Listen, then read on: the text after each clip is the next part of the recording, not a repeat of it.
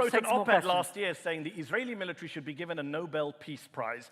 A military that killed 6 kids lining up for water yesterday, killed 9 kids lining up for nutritional supplements last Thursday, a military that's being investigated at the ICJ for genocide and at the ICC for war crimes. So it's a bit rich for you to lecture anyone else on human rights or war crimes when you're supporting a genocide in Gaza.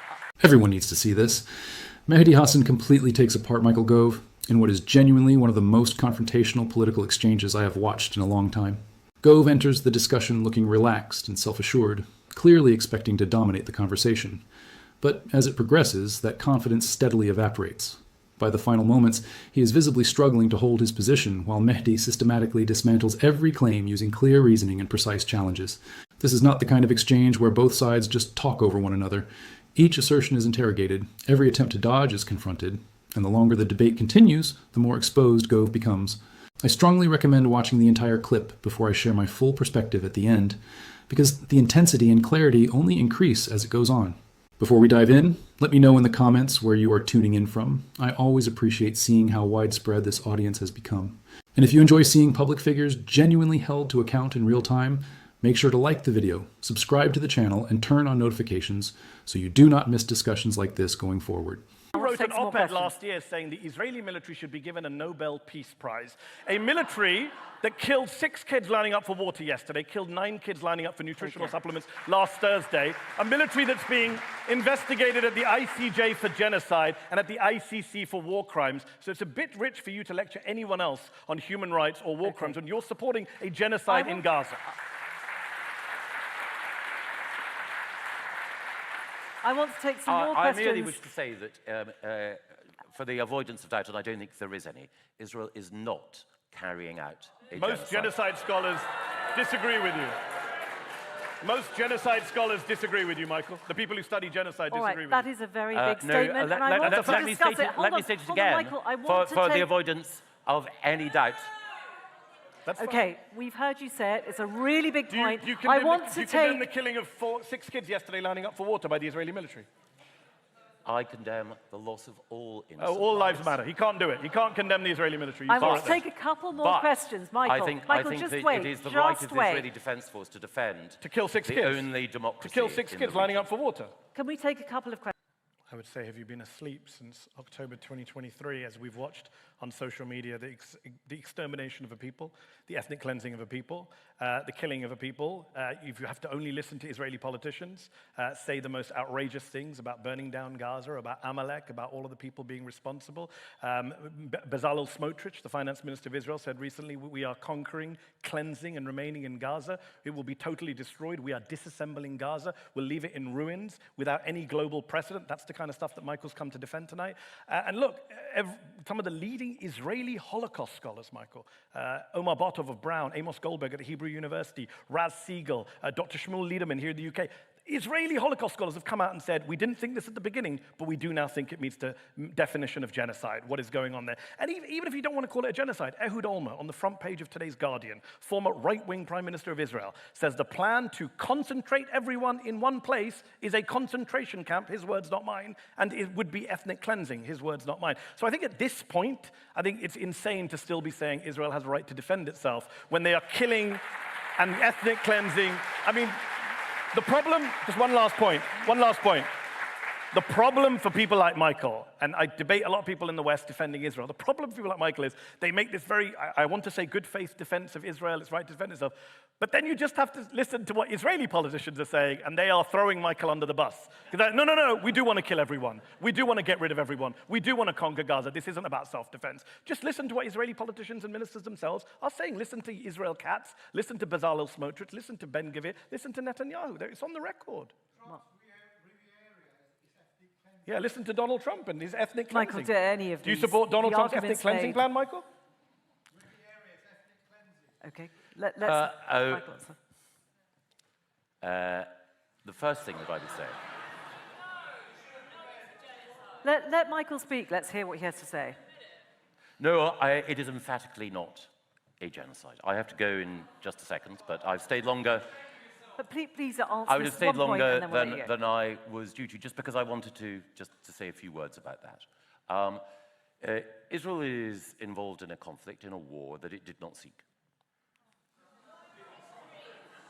That conflict began on the 7th of October.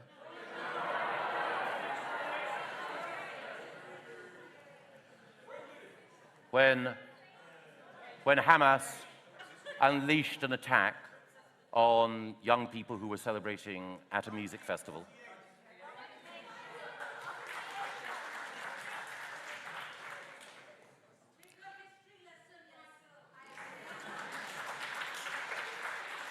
Okay, the one thing I know about history is that over the last 2 millennia, there have been persistent attempts to wipe out the Jewish people.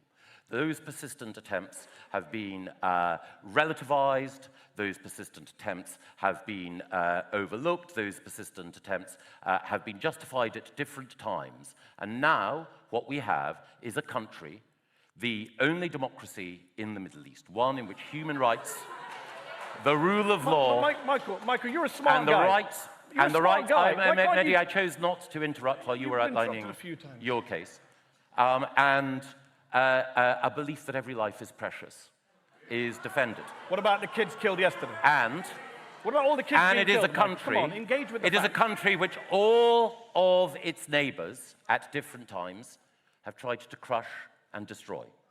But the spirit of the Jewish people and the example of Israel But Michael, genuine question. What about the kids who are will being killed in not Gaza? Do you defend that or be not? crushed either by the views of people in this room or the malevolence of those who directed that assault. All I can say is, Am Yisrael Chai, Israel lives, and I celebrate that fact. And the fact that Donald Trump,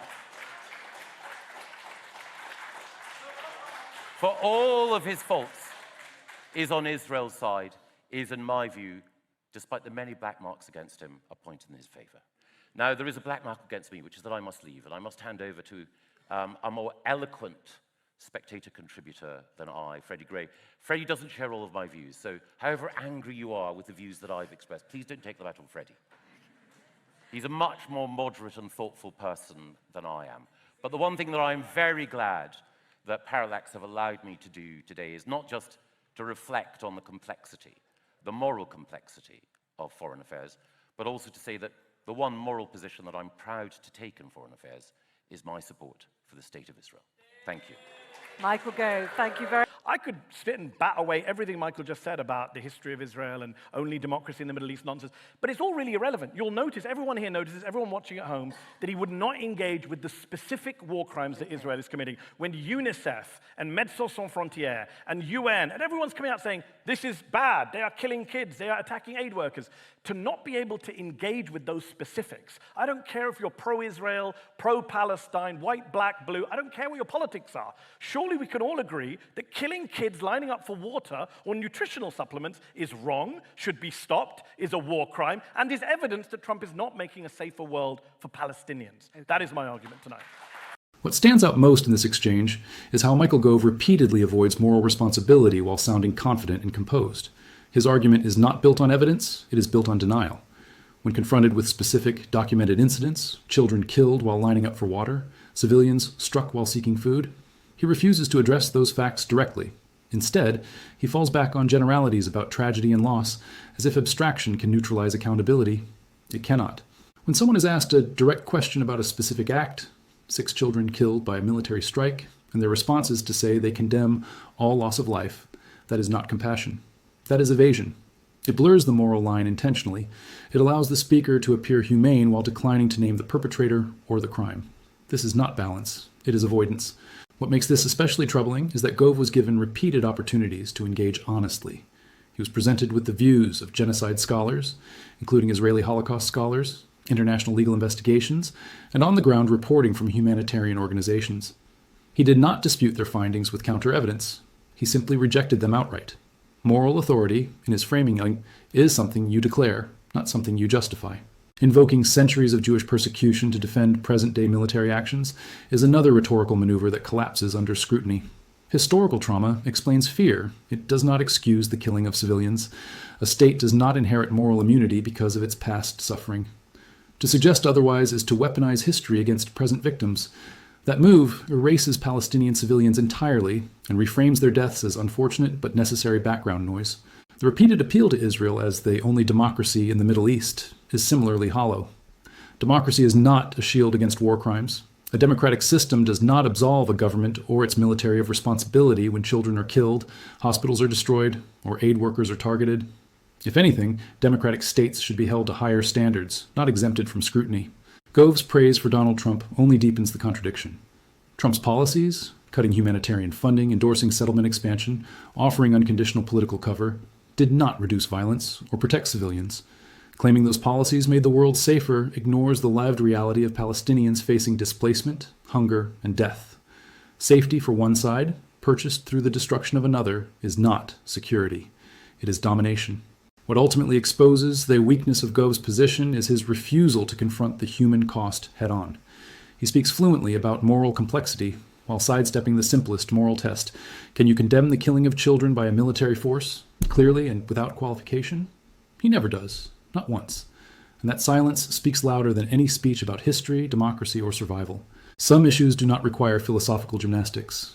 Children dying of thirst because water infrastructure was destroyed is not morally ambiguous. Civilians being killed while waiting for food is not complex. These are violations that demand clarity. When leaders and commentators cannot offer that clarity, it is not because the issue is unclear. It is because acknowledging it would collapse their entire argument. That is why this exchange matters. It is not about being pro-Israel or pro-Palestinian. It is about whether basic moral standards still apply when power is involved. If condemnation disappears the moment it becomes inconvenient, then what remains is not principle. It is complicity.